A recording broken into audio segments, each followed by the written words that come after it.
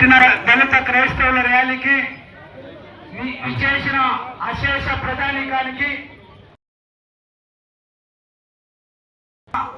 దళిత ప్రజా సంఘాలకు, ఉద్యోగవాదులకు నమస్కారాలు తెలియజేస్తున్నాం. భారతదేశంలో ఒప్పుకున్న విధానం బట్టి ఈ క్రైస్తవులు కులాలు లేవు, ఈ క్రైస్తవులు కులాలు లేవు, ఈ క్రైస్తవులు సమైక్యత ఉంది, ఈ క్రైస్తవులు సమానత్వం ఉంది. కాబట్టి వీళ్ళకున్నటువంటి అస్పృశ్యత, వీళ్ళకున్న అంతరాంతరం రూపమాపుకున్నారు. వీళ్ళందరూ క్రైస్తవులుగా మారడం మూలంగా వీళ్ళకందరికీ గౌరవం వచ్చింది, ఆత్మగౌరవం వచ్చింది అనుకుంటున్నారు. ఎక్కడ వచ్చింది? సరే వస్తే మమ్మల్ని బీసీసీలుగా ఒక్క సీటు కోసం ఇవ్వడానికి మమ్మల్ని, ఈ దళితుల్ని, ఈ దళిత క్రైస్తవుల్ని మీకు దమ్ముంటే క్రైస్తవులంటే ఇచ్చేవాళ్ళే, క్రైస్తవులంటే ప్రాణాలు కూడా అర్పించేవాళ్ళే. ఈ రోజు ఈ దళిత క్రైస్తవుల్ని బీసీలుగా కాకుండా ఓసీలుగా ఇవ్వండి. ఏం ఓసీలుగా ఇవ్వండి. ఓసీలో ఇచ్చిన 10% రిజర్వేషన్ లో ఈ రోజు ఎస్సీలకు ఉన్నటువంటి 10% రిజర్వేషన్ ని 10% ఆ రోజు క్రైస్తవం ఒప్పుకున్న ప్రతి ఒక్కరికి అందలాగా ఈ దేశంలో అగ్రకులమైనటువంటి క్రైస్తత్వానికి, అగ్రకులస్తులకు 20% ఇవ్వండి. అంతేగాని ఎస్సీలుగా 10% వద్దు. మనం క్రైస్తవులుగా అగ్రకులంగా ఉందాం, 20% తీసుకుందాం. బీసీసీలో ఉన్నటువంటి 1% కూడా కలుపుకొని 21% ఏంటి 21% ఈ క్రైస్తవులు పొందేలాగా మనం అందరూ పోరాటం చేద్దాం. అలా ఇలా తీసుకున్నాడం కాదు, రగులుతున్న గుండె ఇది, కాలుతున్న గుండె. కాబట్టి నేను చెప్తున్నాను, క్రీస్తనగా అగ్రభాగమే, క్రైస్తత్వం అనగా అగ్రభాగమే. దానికి ఇవ్వండి, ఓసీగా ఇవ్వండి, మేము సిద్ధంగా ఉన్నాం. ఇలాంటి విషయాలు మీ అందరికి చెప్పినందుకు, మీరు అన్నందుకు సలాముఅలైకుం. ఈ రోజు ఎందుకు చెప్తున్నా అంటే నా మహమ్మదీ మిత్రులు కూడా ప్రాంతాల నుంచి దళిత క్రైస్తవ ఉద్యమం మొదలవుతా ఉంది. ఇది ఒక శుభ పరిణామం. ముఖ్యంగా మన నాయకులు మాట్లాడినట్టుగా ఈ దేశంలో గత కొన్ని వేల సంవత్సరాల నుంచి దళితులుగా ఉన్నటువంటి మనల్ని గుళ్ళలోకి రాలేకుండా ఊరికి ఉత్తరాన దూరంగా అంతరాని వారుగా చూస్తున్నటువంటి సందర్భంలో మనల్ని ప్రేమించి ఈ దేశానికి వచ్చినటువంటి మిషనరీల ద్వారా, దయచేసి చెప్పమనండి, ఈ దేశానికి వచ్చినటువంటి క్రైస్తవ మిషనరీల ద్వారా మనం ఈరోజు రక్షింపబడి యేసుక్రీస్తుని నమ్ముకొని ఈ సమాజంలో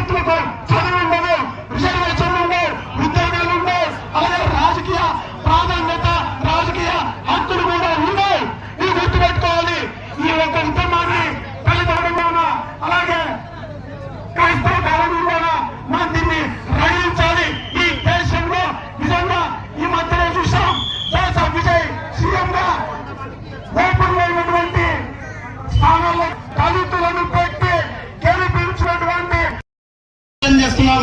కానీ ఇక్కడ ఈ భారతటువంటి దళిత క్రైస్తవ సంబంధించిన ఎస్సీ ఓలను రద్దు చేస్తూ రాజ్యాంగపు సమాన హక్కును ఉల్లంఘిస్తున్న తీర్పును సమీక్షించుకోవాలని చెప్పి ఏదైతే మార్చి 24వ తేదీన ఈ తీర్పు ఇచ్చారో ఈ తీర్పు ఇచ్చినటువంటి 2 రోజుల్లోనే మార్చి 26వ తేదీన భారత కమ్యూనిస్టు పార్టీ సిపిఐ ఆధ్వర్యంలో ఈ రాష్ట్ర వ్యాప్తంగా దళిత క్రైస్తవులు జరుగుతూ చేసే ప్రతి పోరాటంలో పాల్గొంటామని చెప్పి సందర్భంగా తెలియజేస్తూ కేంద్రమైనటువంటి పార్లమెంట్ ప్రత్యేక చట్టం ద్వారా ఈ యొక్క చట్టాన్ని పార్లమెంట్ లో బిల్ పాస్ చేయాలని చెప్పి సందర్భంగా తెలియజేస్తూ భవిష్యత్తులో మీరు ఇచ్చే ప్రతి పోరాటానికి సిపిఐ సంపూర్ణ మద్దతు తెలియజేస్తామని చెప్పి తెలియజేస్తూ ఈ మాట అవకాశం మీ అందరూ కూడా ప్రత్యేకంగా ధన్యవాదాలు తెలియజేస్తూ సేవ తీసుకున్నాం. మిత్రులారా, సోదరులందరికీ, మహిళలకు, ముఖ్యంగా పాస్టర్లకు, బ్రదర్స్ అందరికీ కృతజ్ఞతలు తెలియజేస్తున్నాను.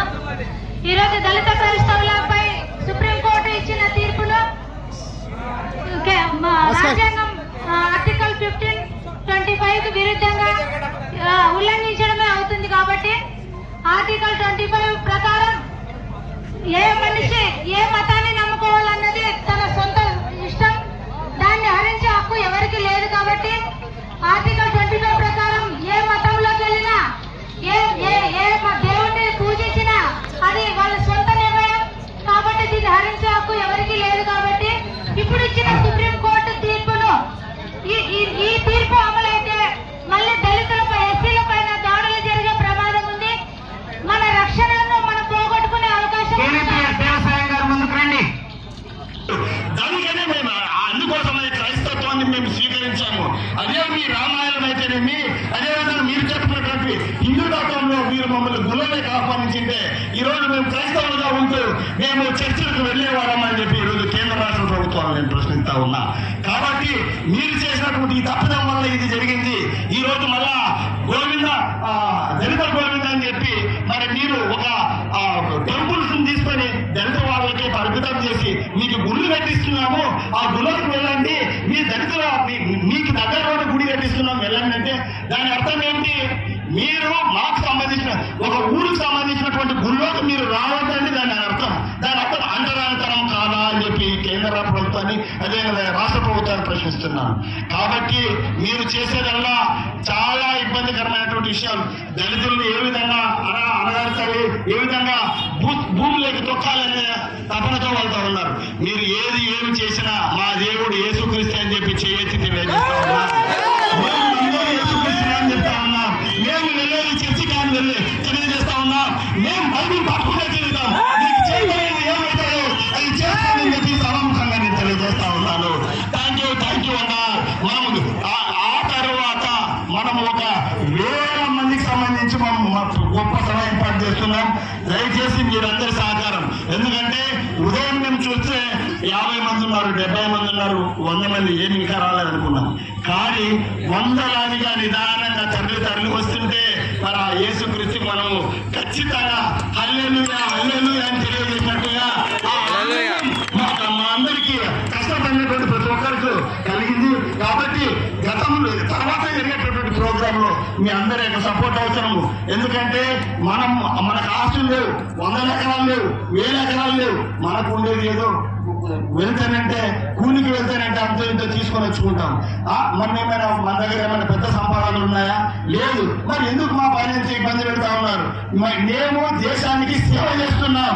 మీరు ఏ హాస్పిటల్లో కన్నా వెళ్ళండి, మన బిడ్డలే నర్సులుగా ఉంటూ అందరికి సహాయంగా చేస్తున్నారు.